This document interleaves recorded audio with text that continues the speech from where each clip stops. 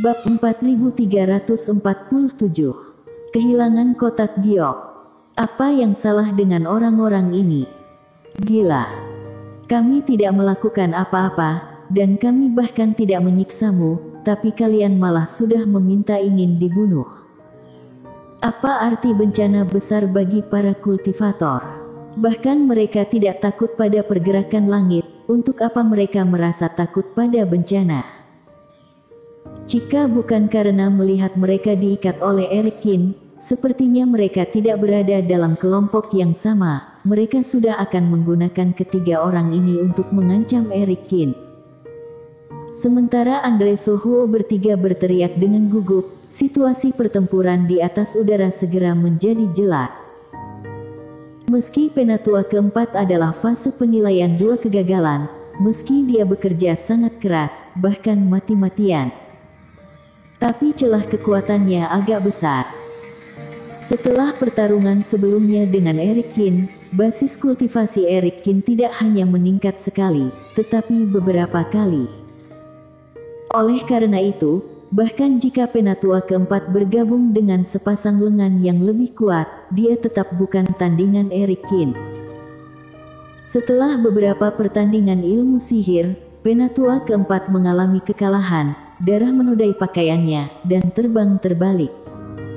Tetua bukanlah lawan putra ini, ayo kita maju bersama.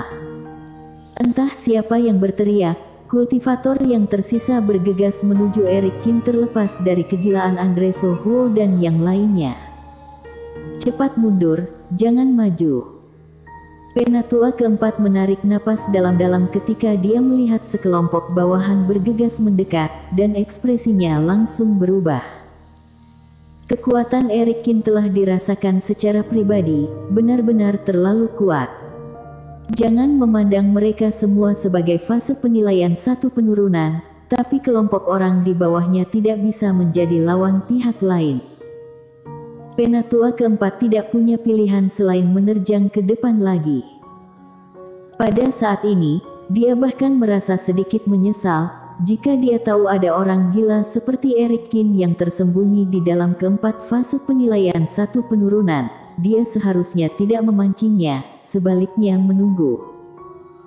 Tentu saja, ini benar-benar adalah pikiran omong kosong, bahkan ketika dia melihat Eric Kin, penatua keempat tidak pernah berpikir bahwa Eric Kin telah menjadi jauh lebih kuat. Teknik tarian naga. Saat penatua keempat terbang lagi, api sudah bergulung di langit. Dalam gelombang udara yang terik, 23 naga api meraung dan jatuh, seperti meteorit, menghantam para kultivator organisasi rahasia siluman.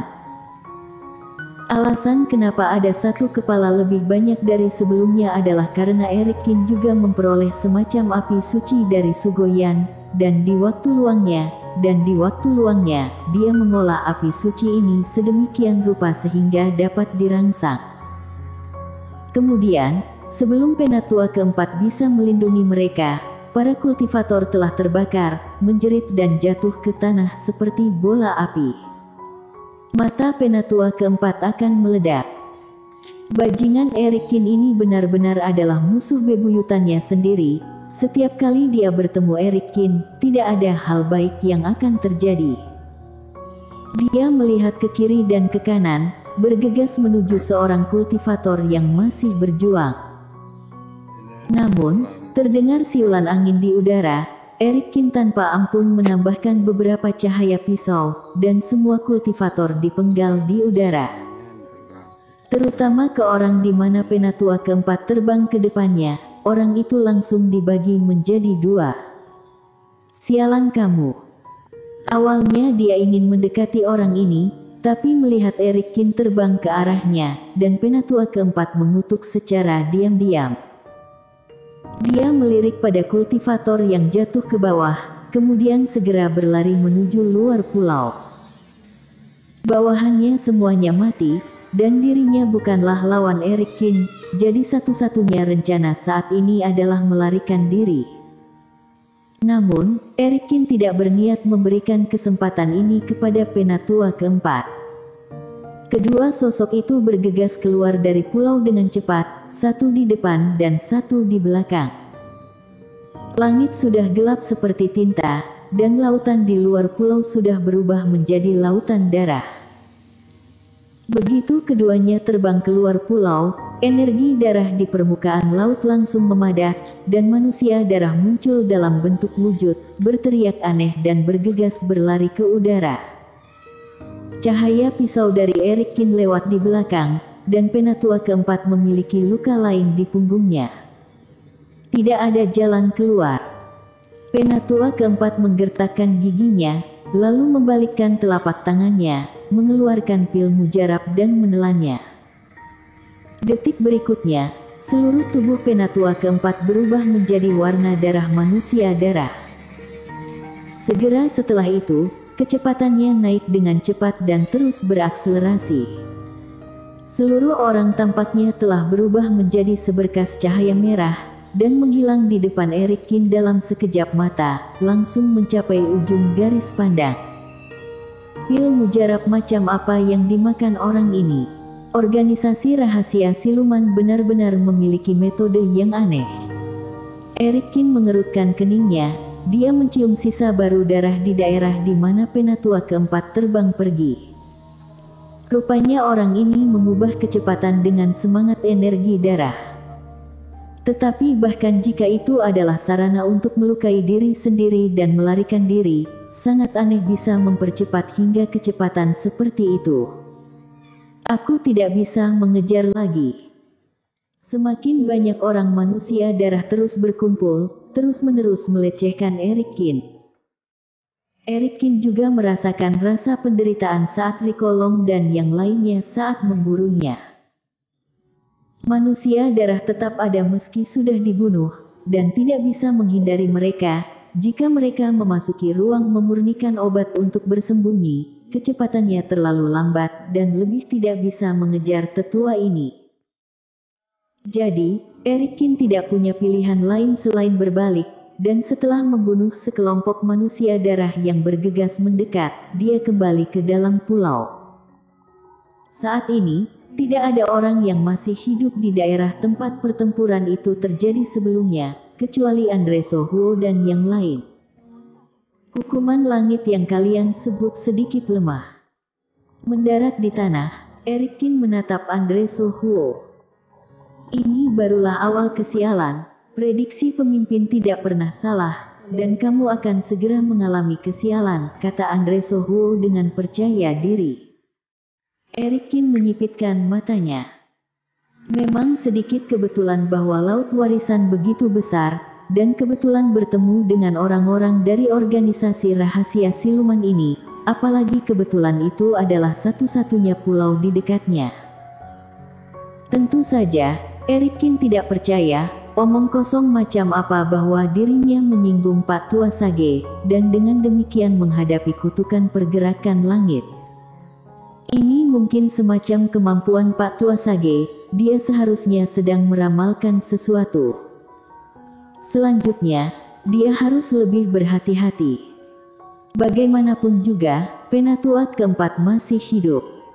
Tapi orang-orang organisasi rahasia siluman ini datang untuk membuat masalah, dan bukannya tidak ada hasil. Dia telah kehabisan berbagai sumber daya kultivasi, jadi kebetulan dia bisa mengisinya kembali dari mereka. Erikkin melambaikan tangannya, dan selusin tas penyimpanan jatuh ke tangannya. Menyapu salah satu secara acak, tidak banyak batu roh di dalamnya, tetapi cukup banyak botol dan toples berisi berbagai darah iblis. Setelah terbang sejauh puluhan mil, Penatua keempat tertahan dalam kegelapan, melihat ke arah pulau dengan ekspresi suram. Ini merepotkan, benda itu hilang, dan diambil oleh anak ini, sungguh terkutuk. Hati Penatua keempat dipenuhi penyesalan.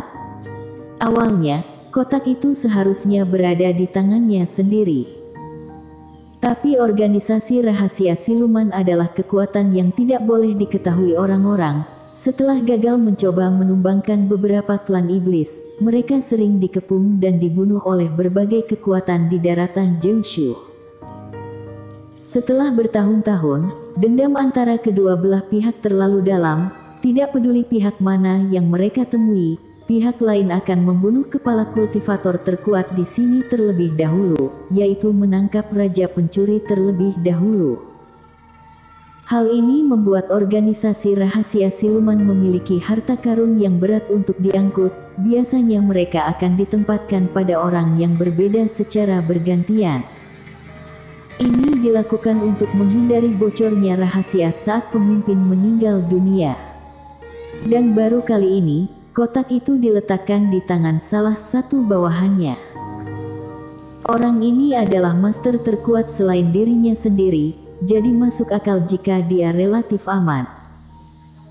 Tapi tidak disangka mereka akan bertemu dengan Eric Kin, seorang orang gila, naga api dan cahaya pisau yang tajam, membuat anak itu langsung mati di tempat. Bahkan jika dia ingin bergegas untuk merebutnya kembali nanti, dia juga tidak berhasil menemukan kesempatan. Bersambung.